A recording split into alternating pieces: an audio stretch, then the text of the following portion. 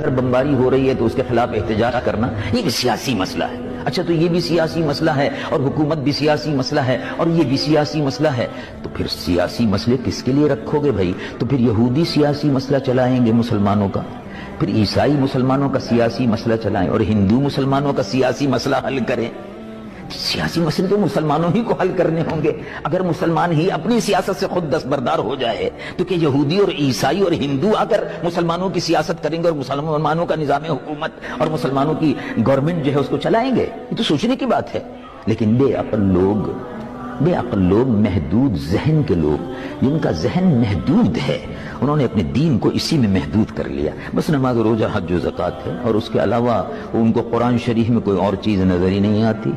اگر وہ نماز روزہ حج و زکوٰۃ ہی تھا تو پھر ابو بکر صدیق کو حکومت کرنے کی اور حکمراں بننے کی ضرورت کیا تھی؟ ابو بکر صدیق تو نقش بندیوں کے پیشوا ہیں, ختم خواجگان پڑھتے رہتے مسجد نبوی میں, حکومت کرنے کی کیا ضرورت تھی؟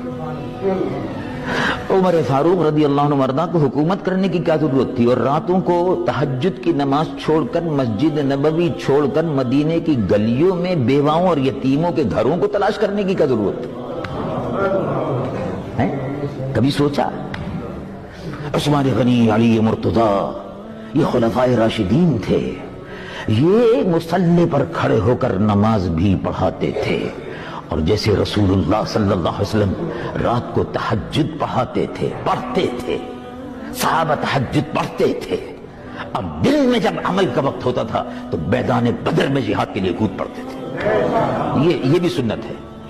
فقط وہی سنت نہیں ہے, نماز بھی فرض ہے, روزہ بھی فرض ہے, زکوٰۃ بھی فرض ہے, حج بھی فرض ہے, اور یہ تمام فرائض ہے. لیکن اسی کے ساتھ ساتھ جہاد بھی اس میں شامل ہے. اگرچہ فرض وہ نہیں ہے لیکن فرض کفایہ بہرحال اپنی جگہ پر موجود ہے.